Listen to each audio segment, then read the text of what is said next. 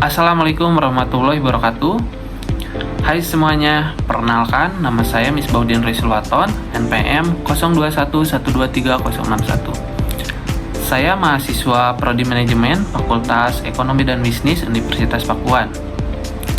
Di video kali ini saya akan membahas tentang evolusi komunikasi bisnis dari masa ke masa, yaitu dari masa lalu, masa sekarang, hingga ke masa depan. Kalian penasaran kan, seperti apa sih komunikasi bisnis pada zaman nenek moyang kita? Atau bagaimana teknologi canggih mengubah cara kita berbisnis di masa sekarang? Saya akan menampilkan 10 slide PowerPoint tentang evolusi komunikasi bisnis. Penasaran kan? Oke, mari kita bahas. Oke, di slide pertama tentunya ada judul, yaitu evolusi komunikasi bisnis dari masa lalu, masa sekarang, dan masa depan. Mari kita telusuri evolusi komunikasi bisnis dari masa lalu hingga masa depan. Yang pertama ada definisi komunikasi bisnis. Apa sih definisi komunikasi bisnis? Jadi, komunikasi bisnis adalah proses pertukaran informasi, ide, pesan, dan konsep yang berkaitan dengan pencapaian tujuan komersial.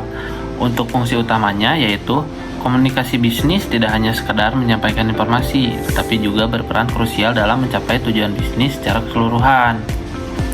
Di slide yang ketiga, ada tujuan utama komunikasi bisnis. Yang pertama adalah membangun pemahaman bersama. Jadi semua pihak yang terlibat harus memiliki pemahaman yang sama tentang suatu isu atau proyek. Terus mempengaruhi tindakan. Jadi komunikasi yang efektif dapat mendorong seseorang atau kelompok untuk mengambil tindakan tertentu. Terus membangun hubungan. Komunikasi yang baik membantu membangun hubungan yang kuat antara pelanggan, mitra bisnis, dan karyawan. Terus mencapai tujuan bisnis. Tentunya semua komunikasi bisnis pada akhirnya bertujuan untuk mencapai tujuan bisnis yang telah ditetapkan, seperti meningkatkan penjualan atau meningkatkan efisiensi. Lalu ada bentuk-bentuk dari komunikasi bisnis. Yang pertama ada komunikasi verbal, yaitu percakapan langsung. Terus komunikasi tertulis, seperti surat, email, laporan, proposal, dan memo.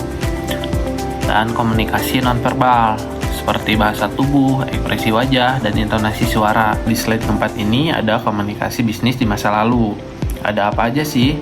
Yang pertama ada komunikasi tatap muka. Itu komunikasi bisnis awalnya sangat bergantung pada pertemuan langsung, baik itu dalam bentuk rapat, presentasi, atau negosiasi. Lalu surat menyurat. Surat menjadi alat utama untuk komunikasi jarak jauh di masa itu. Terus telegraf. Munculnya telegraf mempercepat pengiriman pesan teks jarak jauh, namun masih terbatas pada teks singkat saja. Yang terakhir ada penemuan telepon. Penemuan telepon merevolusi komunikasi bisnis dengan memungkinkan komunikasi suara secara real time. Slide selanjutnya, kita akan bahas tentang tantangan komunikasi bisnis di masa lalu. Yang pertama, komunikasi tatap muka, yaitu keterbatasan jarak yang hanya efektif untuk komunikasi jarak dekat saja. Terus waktu yang terbatas, pertemuan harus dijadwalkan dan memakan waktu yang cukup lama juga. Biaya tinggi, terutama untuk pertemuan jarak jauh yang melibatkan perjalanan.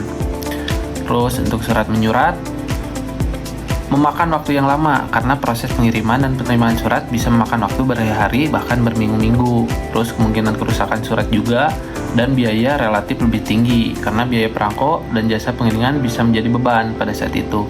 Lalu untuk telegraf, tantangannya adalah biaya per kata, format pesan yang terbatas, dan tidak adanya konfirmasi ke pengirim. Pengirim tidak bisa memastikan pesan sudah sampai atau belum. Terus untuk telepon, biaya panggilan jarak jauh yang sangat mahal sehingga membatasi frekuensi komunikasi. Terus tidak adanya catatan tertulis, komunikasi hanya bersifat verbal, sehingga sulit untuk dijadikan referensi di kemudian hari. Nah, selanjutnya di slide ke-6, kita akan bahas komunikasi bisnis di masa sekarang. Ada apa aja sih? Yang pertama ada email. Email menjadi alat komunikasi bisnis yang paling umum digunakan untuk mengirim dokumen, presentasi, dan pesan dalam jumlah besar. Lalu internet. Internet membuka akses ke berbagai alat komunikasi, seperti sosial media. Terus smartphone. Smartphone mengintegrasikan berbagai alat komunikasi ke dalam satu perangkat, memungkinkan akses komunikasi kapan saja dan di mana saja. Lalu cloud computing, yaitu penyimpanan data di cloud memungkinkan akses data dan kolaborasi secara real time dari mana saja.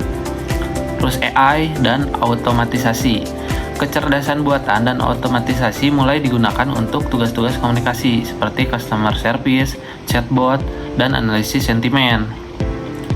Tantangan dari komunikasi bisnis sekarang yaitu yang pertama ada informasi berlebihan atau information overload. Sulit menyaring informasi penting dari yang tidak relevan, terus mudah teralihkan juga dari tugas utamanya. Terus kurang interaksi tatap muka, miskomunikasi, privasi dan keamanan data, yaitu risiko kebocoran data sensitif perusahaan karena serangan cyber yang semakin canggih di masa sekarang. Terus ketergantungan teknologi juga menjadi gangguan teknis yang dapat menghambat komunikasi. Terus kehilangan keterampilan komunikasi secara verbal. Terus FOMO atau fear of missing out, tekanan untuk selalu terhubung dan responsif, terus kurangnya waktu untuk fokus pada tugasnya. Terakhir ada AI dan otomatisasi. AI menggantikan peran manusia dalam beberapa tugas komunikasi dan membutuhkan adaptasi keterampilan baru. Nah, di slide yang ketujuh, tentunya yang terakhir ada komunikasi bisnis di masa depan. Kita bahas di sini ada apa aja sih komunikasi bisnis di masa depan. Yang pertama ada realitas virtual dan augmented reality, yaitu teknologi ini akan mengubah cara kita berinteraksi dalam rapat dan presentasi, menciptakan pengalaman yang lebih imersif. Lalu 5G dan jaringan lebih cepat. Jaringan 5G dan teknologi yang lebih cepat akan memungkinkan komunikasi real-time yang lebih lancar, bahkan untuk data yang sangat besar. Terus kecerdasan buatan yang lebih canggih, AI akan semakin terintegrasi dalam komunikasi bisnis, misalnya dalam bentuk asisten virtual yang lebih cerdas dan personal. Lalu ada blockchain, yaitu teknologi blockchain dapat meningkatkan keamanan dan transparansi dalam komunikasi bisnis, terutama untuk transaksi dan kontrak. Yang terakhir ada metaverse. Konsep metaverse akan menciptakan ruang virtual di mana orang-orang dapat berinteraksi secara sosial dan bisnis dalam bentuk avatar. Nah, tentunya di slide ke-9, tantangan dari komunikasi bisnis di masa depan. Pertama ada integrasi teknologi.